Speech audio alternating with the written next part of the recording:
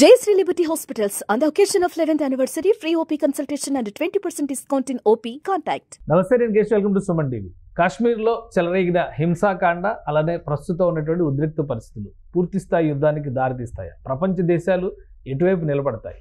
ఒకవైపు పాకిస్తాన్ చేస్తున్నటువంటి ఆరోపణల వెనుక నిజాలెంత? ఈ అంశాలపైన కేంద్ర ప్రభుత్వం ఏ విధంగా రియాక్ట్ అవుతుంది? అఖిలపక్షం ఒక ఫుల్ హ్యాండ్ పవర్ కేంద్రానికి ఇచ్చినటువంటి నేపథ్యంలో యుద్ధం తప్పదు అనే సంకేతాలు వస్తున్నాయి. ప్రస్తుత పరిస్థితులను సమీక్షించేటువంటి ప్రయత్నం చేద్దాం. మనతో పాటు అంతర్జాతీయ వ్యవహారాల నిపుణులు, political affairs analyst doctor Pullarao గారు ఉన్నారు. పుల్లారావు గారు నమస్కారం. నమస్కారం సార్, చాలా ఉద్రిక్త పరిస్థితులు ఉన్నాయి రెండు దేశాల మధ్య. ఏ క్షణమైనా ఏమైనా జరగవచ్చు అనేటువంటి సంకేతాలు కనిపిస్తున్నాయి. ఇది గతంలో కూడా చాలా సందర్భాల్లో, అంటే ఊరి అటాక్ అప్పుడు కానీ, పుల్వామా అప్పుడు కానీ అట్లాంటి సిచ్యువేషన్స్ చూసాం. ఇది వాటన్నిటికంటే భిన్నమైంది, యుద్ధానికి దారితీసేటువంటిది అని అనుకోవచ్చా? ప్రతి ఇన్సిడెంట్, ఎంత చిన్న ఇన్సిడెంట్ అయినా యుద్ధానికి రావచ్చు. ఓకే, మొదటి ప్రపంచ యుద్ధం 2 కోట్ల 3 కోట్ల మంది చచ్చిపోయారు. రెండో ప్రపంచ యుద్ధం 5-10 కోట్ల మంది చచ్చిపోయారు. చిన్న చిన్న ఇష్యూస్ మీద స్టార్ట్ అవి అలా పెరిగిపోయింది. ఇష్యూ పెద్దది ఉంటేనే స్టార్ట్ అవుతుంది కాదు. ఒక 28 మంది చచ్చిపోయారు, అది యుద్ధం స్టార్ట్ చేయొచ్చా?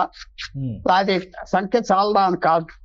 అది ఎలాగ ఆలోచిస్తున్నారు భారతదేశంలో, ఇదేంటి గవర్నమెంట్ ఎలాగ ఆలోచిస్తుంది, టెంపర్ ఎలాగున్నది, పరిస్థితులు ఎలాగున్నాయి, ఇవన్నీ చూస్తే అది ఒక పెద్ద ఇన్సిడెంట్ గా వచ్చేసి, అందువల్ల ఎందుకంటే మన కొన్ని కారణాల వల్ల మన పాకిస్తాన్ ఇలాగ ఏడిపిస్తా వస్తుంది. కాబట్టి ఇది ఒక ఫైనల్ గా ఇది ఒక ఇంకా మనం భరించలేని నొప్పిగా వస్తుందా అని వస్తుంది. దీనికి యుద్ధానికి వెళ్ళిపోవడానికి అంత సిద్ధం లేదు. కానీ యుద్ధం అంటే అంత ఈజీ మ్యాటర్ కాదు. ఏదో ఇమీడియట్ గా అది మనం టీవీ స్క్రీన్స్ మీద చూస్తాం ఇతర దేశాల్లో యుద్ధాలు, చాలా దాంట్లో నష్టాలు, లాభాలు, చావులు అవన్నీ ఉంటాయి. కానీ సిచ్యుయేషన్ చాలా దారుణంగా దిగజారిపోతుంది. ఒకవైపు కాశ్మీర్లోనేమో కూంబింగ్ ఆపరేషన్స్, ఇంకోవైపు సరిహద్దు వెంబడి అలజడి, మరోవైపు నుంచి పాకిస్తాన్ ఏదో మిసైల్ టెస్టింగ్ చేస్తా అని చెప్పని సమాచారం ఇవ్వడం, ఇండియా కౌంటర్ డిఫెన్స్గా ఇండియా కూడా ఒక మిసైల్ టెస్ట్ చేసింది అనేటువంటి సంకేతాలు ఇవ్వడం, అన్నిటికీ మించి దేశంలో ప్రతి రాష్ట్రంలో ఒక్కొక్క రాష్ట్రంలో ఒక్కొక్కరు చనిపోయినంత వేదన ఈరోజు కనిపిస్తుంది. కాబట్టి దీనికి రిటాలియేషన్ ఉండాలి అని దేశ ప్రజలు కోరుతున్నారు అని చెప్పని అంటున్నారు. సో ఇది నిజంగా యాక్షన్స్లో మోడీ గారు ఇచ్చినటువంటి సీరియస్ వార్నింగ్ చూసిన తర్వాత యాక్షన్స్లోకి వస్తుందా అనేటువంటి సందేహం అందరిలో ఉంది. సో మీరు ఎలా అనలైజ్ చేస్తారు ఈ సిచ్యుయేషన్స్ని? ఒకటి, ఆయన అలా ఓపెన్ గా చెప్పటం మంచిదా కాదా ప్రశ్నలు ఉన్నాయి. ఎందుకంటే అలా ఓపెన్ గా ఇలా చేసేస్తా, అలా చేసేస్తా, అవన్నీ చూడని బిడ్డలు చేస్తా అన్నాక ఏం చేయకపోతే ఆయన జీరో అవుతాడు. అది ఇప్పుడు టాలెంట్ తక్కువ ఉండాలి, యాక్షన్ ఎక్కువ ఉండాలి. ఓకే, కదపడకుండా మాట్లాడాలి, చేసేయాలి. ఇప్పుడు అంత మాట్లాడాక చెయ్యకపోతే ఎలాగుంటుంది? ఒకటి మీరు అన్న మాట, ఇతర దేశాలు ఎలాగుంటారంటే, ఇతర దేశాలు అందరూ భారతదేశం దెబ్బతిని నష్టపోయి అవమానం పడితే అందరూ హ్యాపీగా ఉంటారు, రష్యాతో సహా.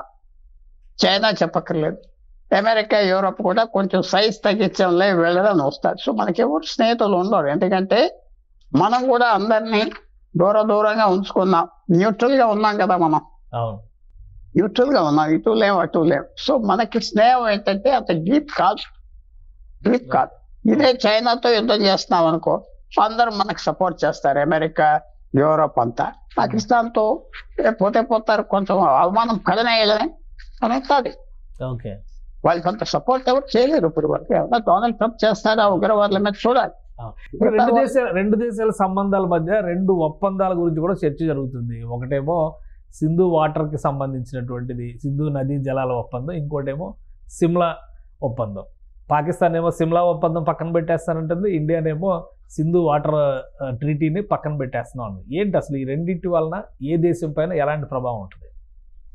1960లో ఎప్పుడైతే సింధు నది మీద మనం అగ్రిమెంట్ వచ్చామో, జవహర్లాల్ నెహ్రూ భారత ప్రధానమంత్రి కరాచీ వెళ్ళి సంతకం పెట్టి హ్యాపీగా వచ్చాడు. అంత మంచి సంబంధం ఉండేది ఆ రోజు. 47లో యుద్ధం జరిగిన అది చైనా వచ్చి పాటు చేశారు. తర్వాత చైనా మనకి 62లో యుద్ధం జరిగాక అప్పటి నుంచి వాళ్ళు పగపట్టి పాకిస్తాన్ రెచ్చగొట్టి 65 యుద్ధం చేయించారు. ఇండస్ సింధు నది ఒప్పందం 60లో పెడితే 64 సంవత్సరాలు అవ్వకుండా యుద్ధం చేశాం వీళ్ళతో, పాకిస్తాన్తో. సో ఇదంతా ఎలా చూస్తామంటే అది చైనా వచ్చి చేయించింది, అప్పుడు ఇది చెడిపోయింది, చైనా వెనకాల ఉన్నది. సో ఇప్పుడు మనం ఆ ఒప్పందాన్ని సస్పెండ్ చేసామంటాం. మనం సంతకం పెట్టి హ్యాపీగా పెట్టండి. సస్పెండ్ చేసామంటే పాకిస్తాన్ చేయగలిగింది ఏం లేదు. మనం నీరు ఆఫ్ చేస్తే యుద్ధం చేసేస్తాం, అది చేస్తాం అన్నది చేయొచ్చు. పైన ఉన్న వాళ్ళకి ఎప్పుడు ఆ హక్కు ఉన్నది. రేపు బ్రహ్మపుత్ర నది కూడా చైనా ఈ మాటే వాడుతుంది, మా హక్కు కదా, మా నది కదా అని. అవన్నీ ఉంటాయి. భారతదేశం ఇది ఒక మంచి ఛాలెంజ్ ఇచ్చారు పాకిస్తాన్. ఇండస్ నీరు కౌంటర్ చేయడానికి అవకాశం ఉంటుందా, సింధు నది వర్సెస్ బ్రహ్మపుత్ర నది? ఎందుకంటే బ్రహ్మపుత్ర చుట్టూ కూడా నడుస్తుంది కొంతకాలంగా, ఈశాన్య రాష్ట్రాలు అవి ఎడారైపోయి. దాంట్లో ఒక అడ్వాంటేజ్ మనకు ఉన్నది. ఓకే, బ్రహ్మపుత్రలో మీకు తెలిసే ఉంటుంది, మీరు బాగా చదువుకుంటారు ఇవన్నీ.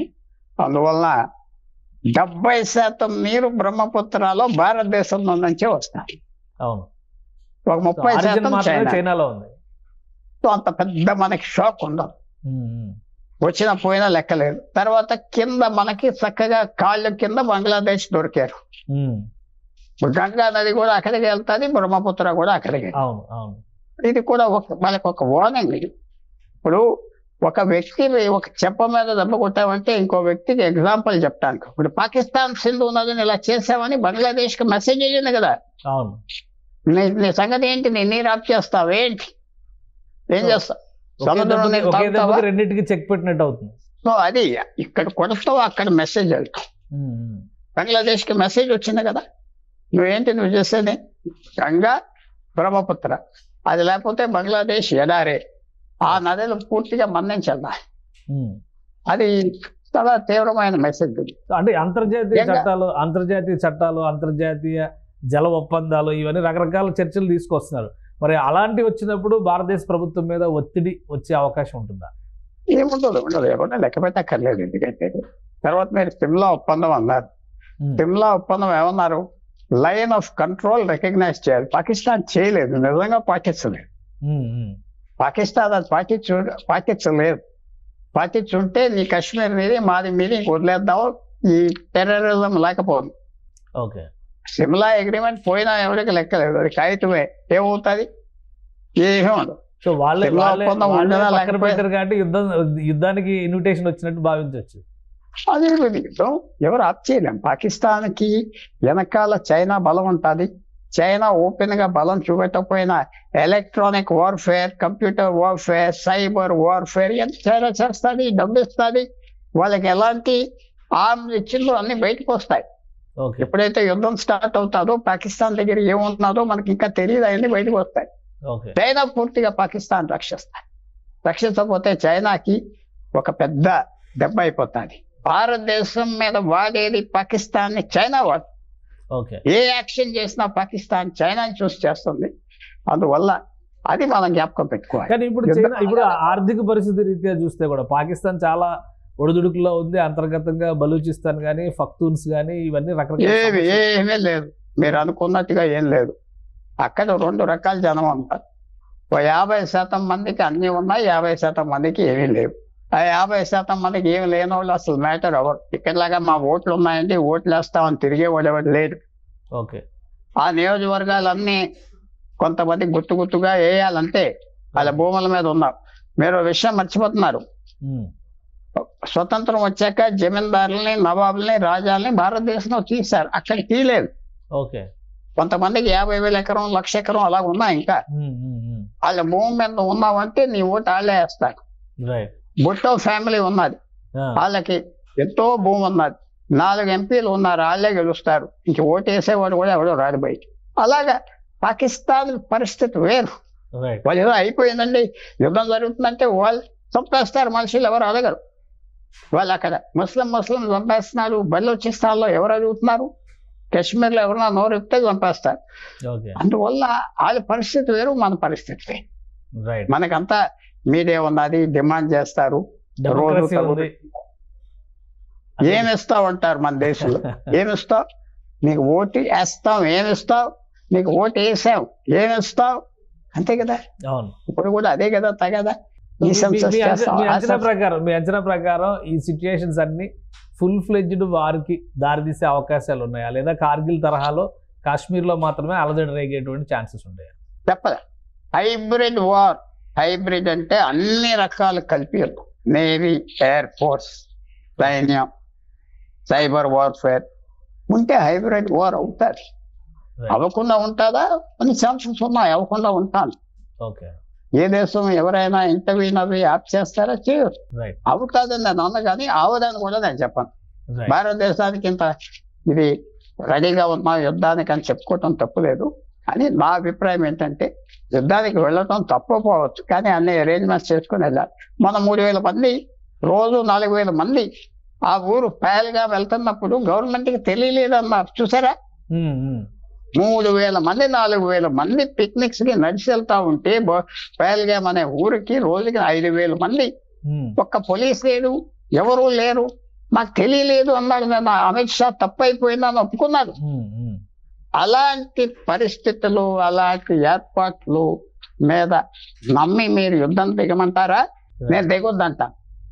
మన రెడీనెస్ అంతే ఉంటే. ఒకటి లోకల్ గవర్నమెంట్ వచ్చిన తర్వాత, ఉమర్ అబ్దుల్లా గవర్నమెంట్ ఫామ్ చేసిన తర్వాత పరిస్థితులు మారినాయి. డైరెక్ట్ కంట్రోల్ సెంట్రల్ గవర్నమెంట్కి ఉన్నంత వరకు కొత్త సైన్యం కంట్రోల్లో కానీ శాంతి భద్రతల విషయంలో భరోసా ఉండే పరిస్థితి ఉంది అనేటువంటి వాదన ఒకటి బయలుదేరింది. ఏమంటారు మీరు? లోకల్ గవర్నమెంట్ స్పష్టంగా చెప్తున్నా, తక్కువ తెలివితేటలు నా మాటలు ఎవరు చెప్పినా కేశవ్ గారు చెప్పారు అన్నా. నేను జూలై 12, 2024 మీరు చూసుకోండి, న్యూస్ పేపర్ గూగుల్ చేయండి. జూలై 13, 2024 ఆ రోజు సెంట్రల్ గవర్నమెంట్ మొత్తం హక్కులన్నీ రాష్ట్ర ప్రభుత్వం నుంచి తీసేసుకుని లెఫ్టినెంట్ గవర్నర్కి ఇచ్చారు. ఒక్క officer IAS, IPS, forest service అంతా లెఫ్టినెంట్ గవర్నర్, సెంట్రల్ గవర్నమెంట్ చేయాలి.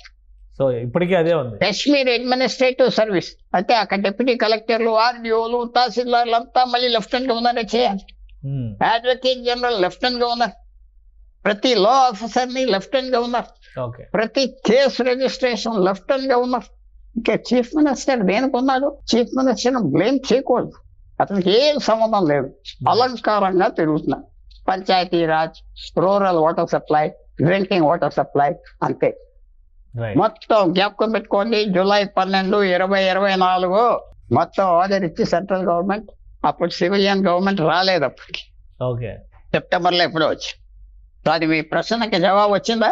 రైట్ వచ్చింది. ఇప్పుడు అంటే ఇప్పుడు యాక్షన్ విషయంలో కేంద్ర ప్రభుత్వానికే ఎక్కువ బాధ్యత ఉందంటారా? ఇక మొత్తం పూర్తిగా కేంద్ర ప్రభుత్వానికి బాధ్యత ఉన్నది. కేర్ఫుల్ గా అసెస్ చేయాలి, యుద్ధానికి వెళ్ళినట్టుగా వెళ్ళాలి, మనం తొందర చేయాలి, వాళ్ళని బెదిరించాలి, వాళ్ళతో ఒక 50,000 కోట్లు ఖర్చు పెట్టించాలి, అవన్నీ చేయాలి. మనకి తర్వాత ఒక చిన్న విషయం చెప్తున్నా మీకు. మన భారతదేశం సైన్యం యుద్ధానికి ట్రైన్ అవి ఉన్నది. 47 నుంచి పాకిస్తాన్తో యుద్ధం అలా కంటిన్యూ అవుతుంది. 62 నుంచి చైనాతో యుద్ధం అలా కంటిన్యూ అవుతుంది. మధ్యన శ్రీలంకతో 20,000 మంది ఇంజర్ అయ్యారు, 1000 మంది ఎంతో మంది చచ్చిపోయారు కూడా శ్రీలంకలో. అది మర్చిపోయారు. కార్గిల్లో 1000 మంది చచ్చిపోయారు. ఈశాన్యంలో 1000, 2,000, 5,000 మంది చచ్చిపోయారు. 20 సంవత్సరాలు ఫారెన్ మిలిటరీ గ్రూప్ని కంట్రోల్ చేయడానికి. 47 ఆగస్టు 15 స్వతంత్రం వచ్చిన రోజు నుంచి ఈవేళ వరకు భారత్ మిలిటరీకి రెస్ట్ లేదు. బ్యాటిల్ టెస్టెడ్ అంటారు. యుద్ధానికి అనుభవం ఉన్న ఆర్మీ ప్రపంచంలో ఫుల్ గా ఒకే ఒక ఆర్మీ ఉన్నది, భారతదేశం. కొంతవరకు అమెరికా యుద్ధాలు చేసింది అంతే. చైనా 1979 నుంచి వియట్నాంతో యుద్ధం చేసి 20,000 మంది చైనీస్ చచ్చిపోయాక మళ్ళీ యుద్ధం చేయలేదు. ఊరికనే వాళ్ళు ప్లేన్లో చూపెట్టి బెదిరించ. భారతదేశం సైన్యం రెడీగా ఉంది, ప్రతి ఒక్కరూ రెడీగా ఉన్నారు. పొలిటికల్ అడ్మినిస్ట్రేషన్ రెడీ అవ్వాలి. పొలిటికల్ డబ్బు మీరు అనుకున్నట్టుగా మీరు ఎంత ఖర్చు అవుతుందో రోజుకి యుద్ధం అంటే నాకు మీ అంచనాలు తెలియవు పాపం. నేను రోజుకి 50,000 కోట్లు కావాలంట.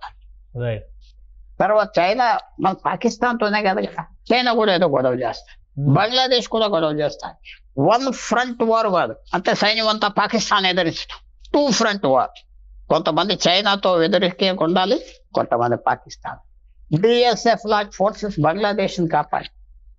బంగ్లాదేశ్ 71లో గొప్ప యుద్ధం చేసి ఇందిరాగాంధీ సాధించిందంటే అది మన నెత్తి మీద ఒక బల్లెంలాగా వచ్చేసింది బంగ్లాదేశ్. పాకిస్తాన్తో ఉంటే మనకు గొడవే లేదు, పాకిస్తాన్ మనకు జోలికే రాపోదు.